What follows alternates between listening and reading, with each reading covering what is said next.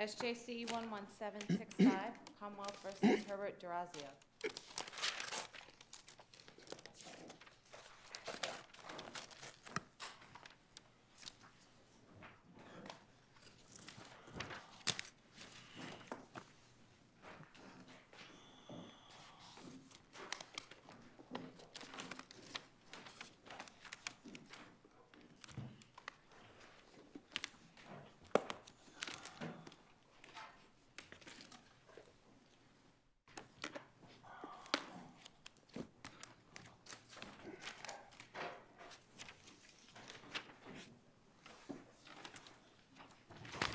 Good morning, Ms. Elkins.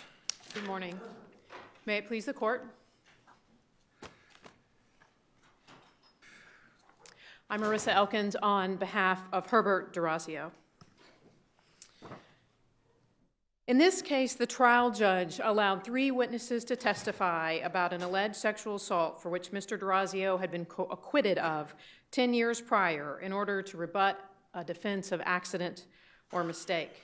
That ruling was erroneous because Mr. Dorazio never raised a defense of accidental touching.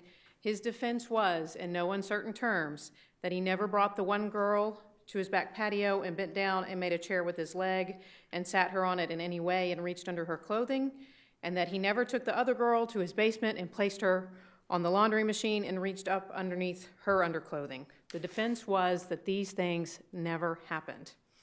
Didn't the judge, though, allow it in not only on the basis of accident or mistake, but also intent? He did. The instruction was specific, accident or mistake. I would suggest that these are 2 sides of the same coin. The lack of accident, the accident or mistake, or the lack of intent are both defenses that acknowledge the actus reus but deny the mens reus. As I explained in the reply brief, I hope with all the snow you were able to receive, that this is a situation, and it's particularly important in this kind of case because that is a defense that is frankly unsavory and difficult for any individual without a particular kind of relationship to raise in a sexual assault case involving a minor.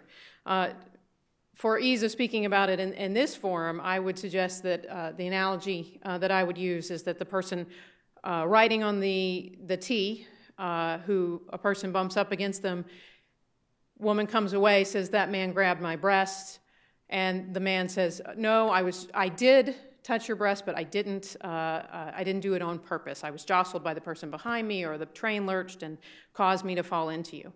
That defense is simply, it was never ripe in this case. It was never on the table. The Commonwealth did admittedly do a great deal of work in its trial and its direct presentation to show that there was a relationship and in the neighborhood, but there was nothing. There was no degree at which Mr. Dorazio's relationship with neighborhood children that were not his own would make it where he could ever remotely say, yes, my hand was there, but there was a reason for it that defied intent. Was that clarified in the pretrial hearings, what the defense was going to be? I don't remember specifically, but did his counsel make clear what the defense was going to be in the case?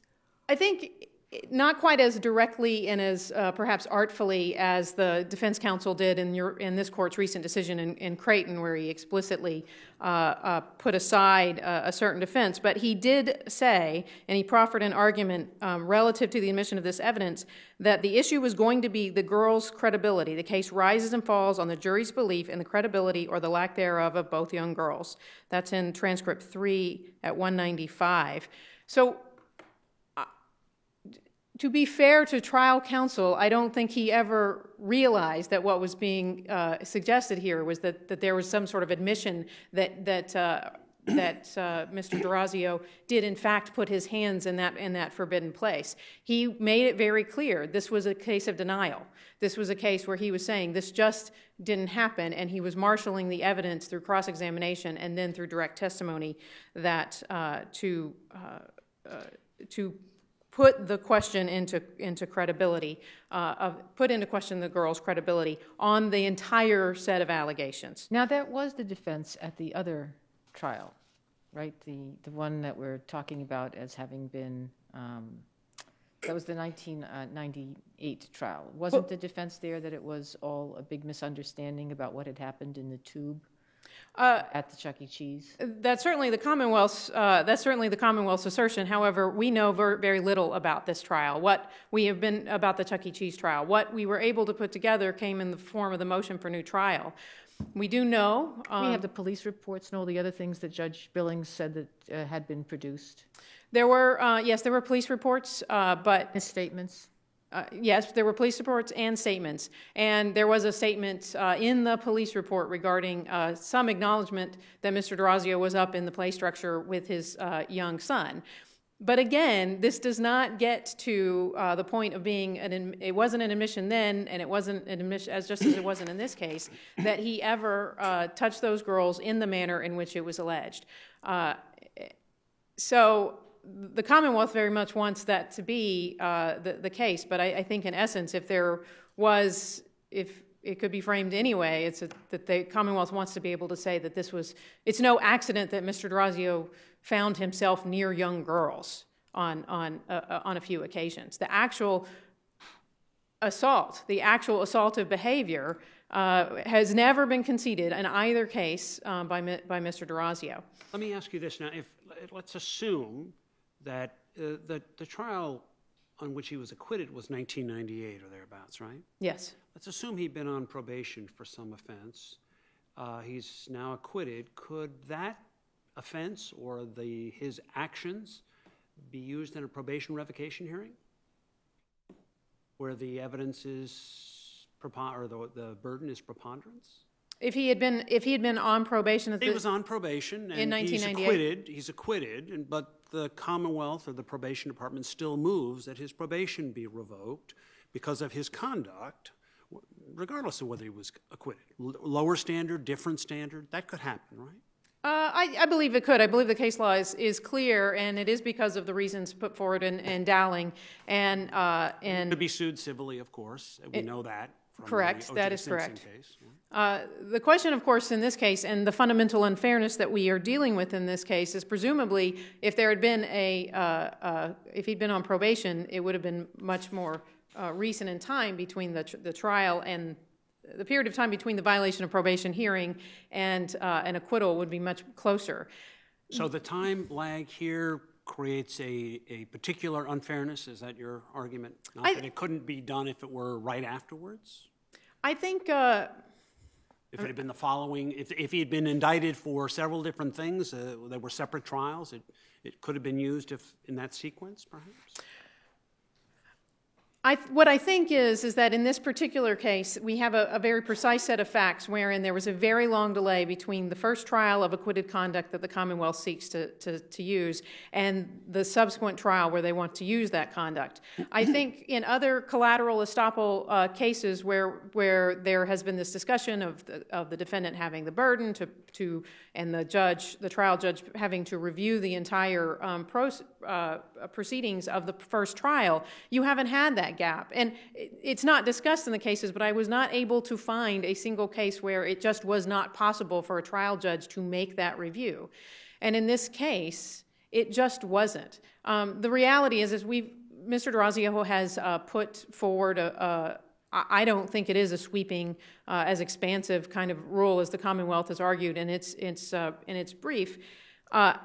I believe it's a more nuanced look that gives the opportunity to the judge to make a decision. However, as I said in my reply brief, the problem is in this case, no matter who had the burden, if Mr. Dorazio had the burden to persuade the trial judge that there was collateral estoppel here, a constitutional guarantee, the fact of the matter was because he was acquitted in the first trial, it was lost. The transcript was lost. If it was ever produced. It probably was never made. Probably, and that brings me around to the point that I was saying, which is this is a unique case. We offer a rule that perhaps might apply beyond the case of Mr. Dorazio. However, it's a very small set of circumstances that this situation is going to apply to, and I also would suggest increasingly it will become even less so as trial transcripts and proceedings are digitally recorded and maintained much further into, much further into posterity. It does not change the fact that Mr. Dorazio could not raise a defense to the Chuck E. Cheese allegations. He could not go back in time and find sworn testimony of witnesses that testified both in the first trial and as to the same acquitted conduct in the second trial. And he was also precluded from in any way effectively raising a constitutional protection in the form of collateral estoppel. Whether or not he would have succeeded or not is less the point than the fact that it was impossible. But I'm a little confused as to whether this is a fairness argument or whether it's a collateral estoppel argument. Because if the incident had been 12 years old and he had not been previously tried, I take it the length of time would not have precluded it from being used as a prior bad act at a subsequent trial. Not necessarily, but I also think in that situation we still go back to the 404B analysis, which is briefed extensively. I mean, I think even if this court were to accept that it could come in under, notwithstanding the fairness issue, the balancing was not correct. If the transcript had existed, would the incident have been, the prior bad act have been usable? I don't know. I mean, so that's it's not a collateral estoppel argument. I'm saying that if the case law from Ash v. Swinson and its progeny, which Dowling did not completely rob of its vitality, says that the defendant has a burden to show that those issues were foreclosed with the acquittal in the previous trial. And my point, the fundamental fairness issue unique to this case is that there was no way that burden could ever be met, so he was wholly deprived of it. But why is it, if he had never been charged with this crime, you wouldn't have had a record then either beyond the police reports, which you had? But there would be no absolute bar. It would be a matter of the judge's discretion.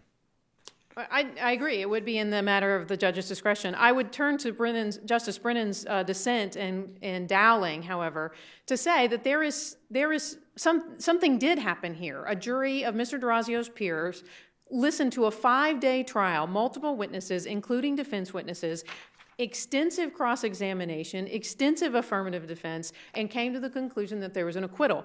In this case, when the Commonwealth sought to use this same acquitted conduct, they basically got the best case from the first day of indictment, wholly unchallenged. And there was no way to prevent that from happening because the transcript was gone from the first case, and because of the length of time. And I can't understate how you exquisitely unfair it must seem, it does seem to Mr. Dorazio, that if he had been convicted, there would be an entire transcript of material, of sworn testimony to have gone back and looked at for impeachment. Even if he would have lost the argument, or even if it maybe would have come in. Would he have been, would that have been able to be used to impeach him if he had been convicted of the 1998? Would that conviction have been usable? Well, that's a good question. It would have been subject to the balancing of prior convictions, and No, it's the same I believe crime. it's just. See, you mean insofar as he testified? Is that what you mean? I believe that was her question. I don't think it would be. I think it's too similar. And this is that tension. Apologies that Justice O'Connor spoke about in his dissent in Helfand, and the opposite directions in which these bodies of law are It couldn't be pulling. used to impeach his credibility, but it still might be usable for purposes as it was here. Yes, I can't disagree with. I can't disagree with that, but I do think that we would have the body of law based regarding prior convictions pulling in one direction in that case, and then we have the 404B analysis pulling in the other direction. So I'm trying to figure out precisely what you're saying. Are you saying that the acquittal matters because it means it was an abuse of discretion? Or are you saying the acquittal matters because there's a collateral estoppel bar? I'm saying the acquittal matters because it provides the availability of a potential constitutional collateral estoppel claim.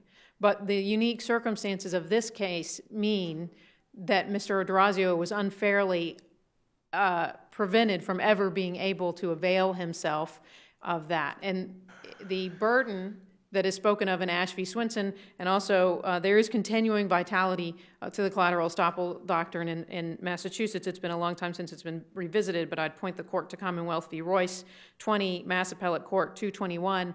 There's also some district court subsequent by Judge Gertner, subsequent history in that case, that it is still there. It is still possible for somebody to raise this, but it was not factually possible for Mr. Dorazio to meet that burden. As I said in my reply brief, I urge that that be a burden of persuasion and that the burden of production for exculpatory information, which ultimately a trial in which he was acquitted surely produced a lot of exculpatory information, that the burden of production because of Brady and Commonwealth v. Mattis through the Article 12 and through the Fifth Amendment of the United States Constitution all must fall to the Commonwealth. Couldn't be produced here. It should not have been used, in addition to all the reasons I put forward in my brief. Thank you. Thank you.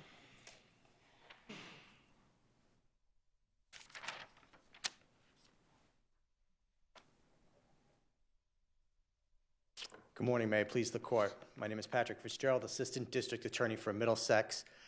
On behalf of the Commonwealth, I'm also the trial prosecutor in this matter, and I also represented the Commonwealth at the defendant's motion for new trial evidentiary hearing. At the time that the Commonwealth made this request pre-trial, the Commonwealth had a heavy burden of proof alleging that the defendant had acted intentionally involving 2 young children with whom he had a close relationship when they were younger.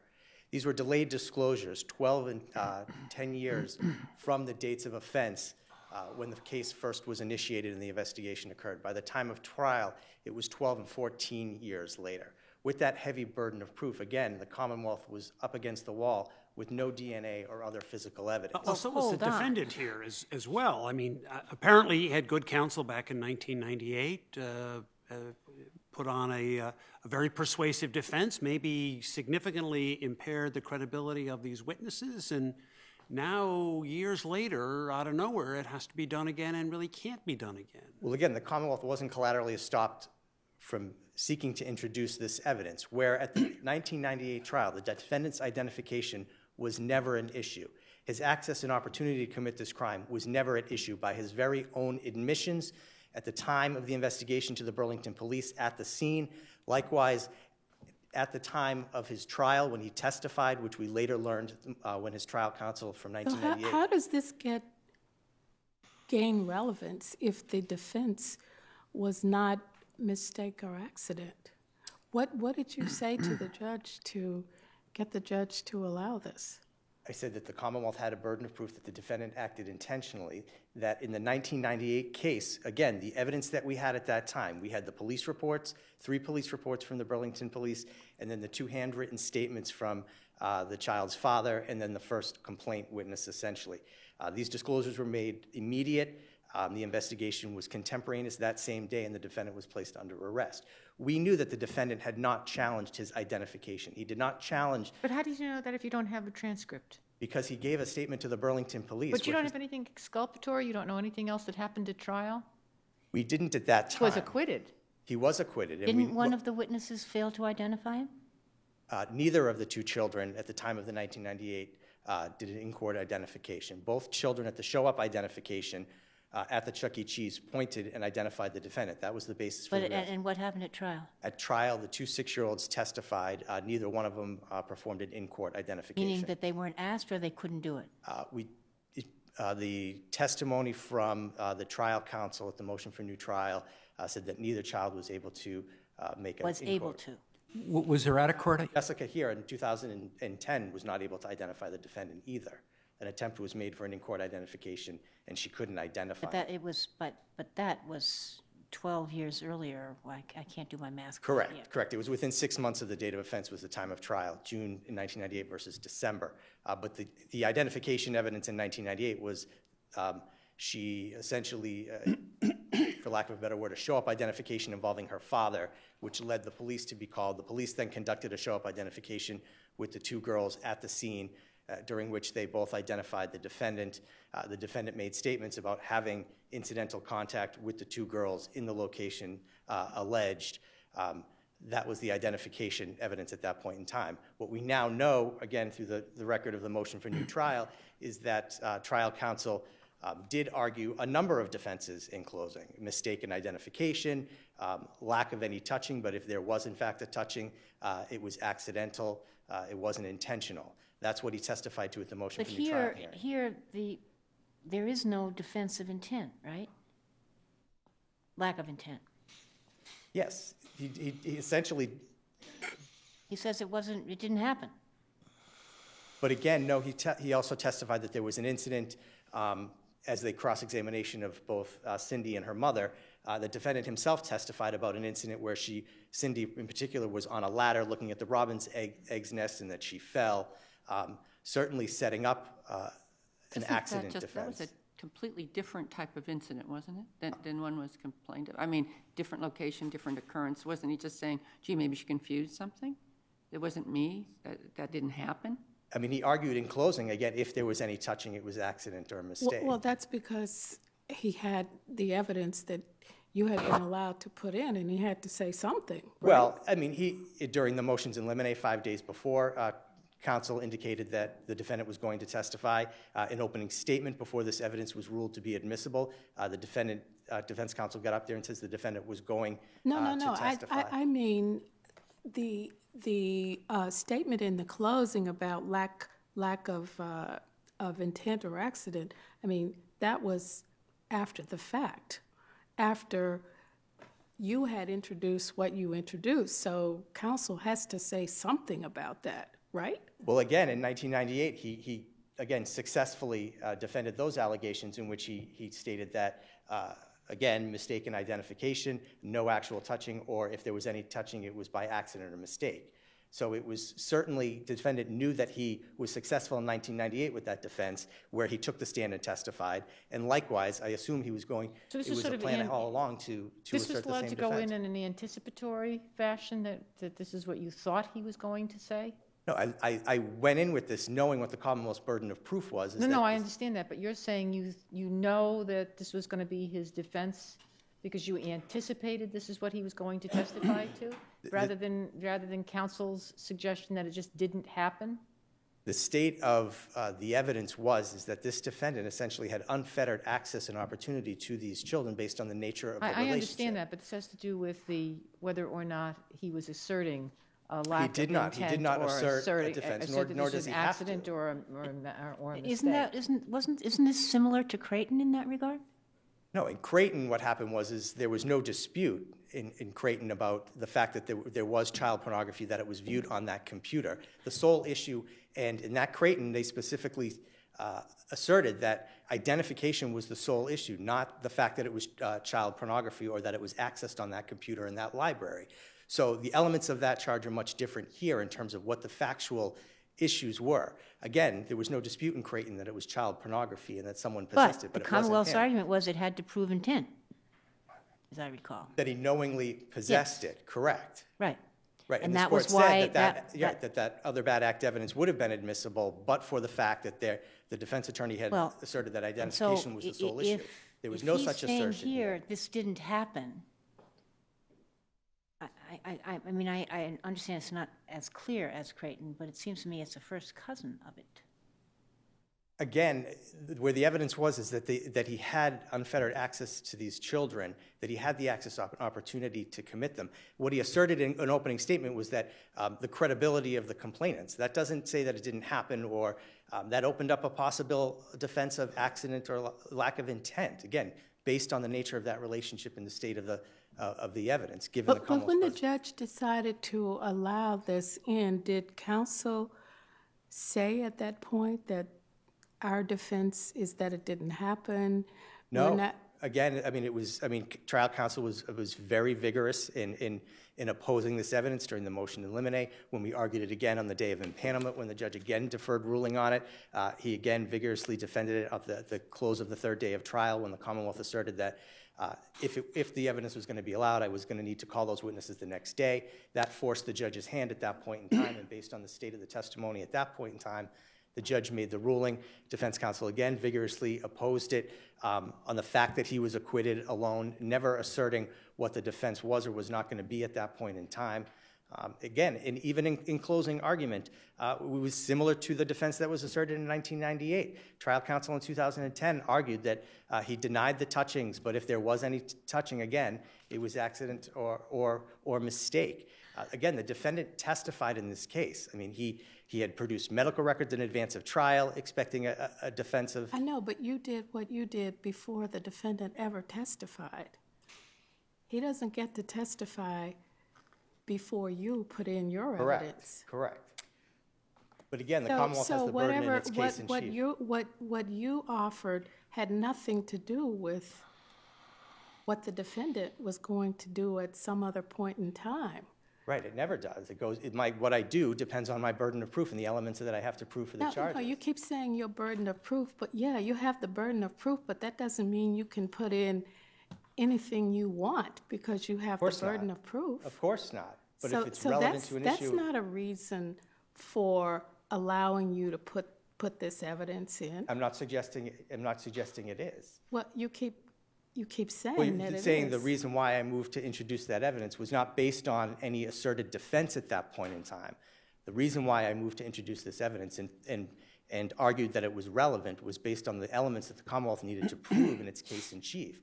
I don't concern myself because I'm not entitled to know what his defense is prior to trial or during the course of its presentation in its case in chief. I have to anticipate potential defenses, but I have certain elements that I need to prove. And so an acquittal 10 years before is relevant to the issue of intent 10 years later. I mean, you separate the issues. It's other bad act evidence. There's a standard for that the burden that the Commonwealth has.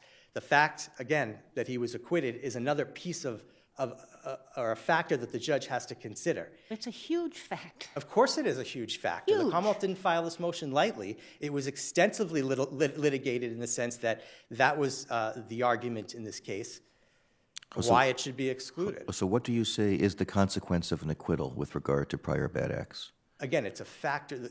In terms of for other bad act evidence to be admitted, the Commonwealth has to prove, and again, there's protections for the defendant in this sense, that the Commonwealth has to prove, again, that a jury could reasonably conclude by a preponderance of the evidence that the bad act occurred, and that the defendant was, in fact, the actor in that alleged bad act, that it's relevant to an issue, a relevant issue at trial, that is knowledge, intent, method, motive, or identification. But what's the consequence of an acquittal? Is there no consequence to well, the there's acquittal? again, like in Ash v. Swenson, if the Commonwealth is foreclosed from the issue, like in Ash where identification was clearly the issue, there was a violent home invasion in that case, and there was no dispute that that was the factual situation. The defense in Ash v. Swenson was the identification of that defendant. So they were able to say that the factual issue of the defendant's identification was foreclosed by that jury acquittal. We don't have that in this case. Right. But with regard to prior bad acts, there is always a concern about a trial within a trial. And doesn't the fact of an acquittal magnify that? Because if the jury had believed all that you had in your police reports, they would have convicted. So clearly something else is going on. Well, I think the fact of an acquittal is a relevant factor for the judge in determining whether or not the probative value outweighs any unfair prejudice. And that's what the judge was considering throughout the argument, throughout the course of the testimony, up until the time that he admitted the evidence.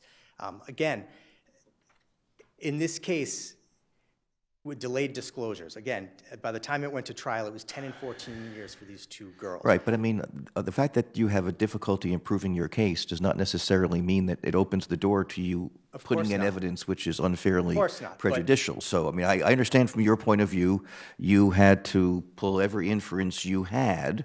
So, I mean, I understand your motivation, but that doesn't seem necessarily relevant to the issue of whether or not it was admissible. The fact that you wanted it in and that it helped you cuts both ways. It could mean it was unfairly prejudicial, or it could mean that it was helpful. But I don't quite see why the fact that you wanted it matters so much. Again, one of the other factors the judge needs to determine is whether or not this other bad act evidence was proximate in time with the charged conduct, Right, which it we was have here, which it was- factually in this case. Right, but I guess so the delay of 12 years. I guess my concern, I'm asking you to allay it, is when there's an acquittal, something happened. It may still Jury be said. preponderance, but the fact of the matter is, there's something happened, and we don't know what it was at that trial that caused the jury to find him not guilty.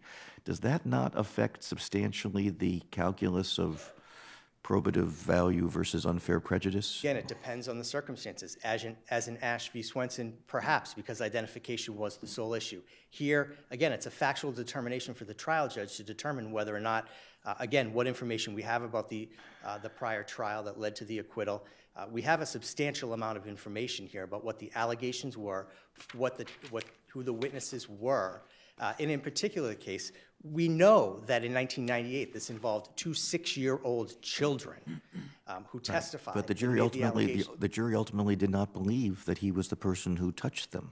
I don't see Or that did we not can believe it say beyond a that. reasonable doubt. They may not have, there could have been one person on that 12-person deliberating juror that said, I'm not going to believe the testimony of a single Then it would be a, 6-year-old child. then it would be a hung jury.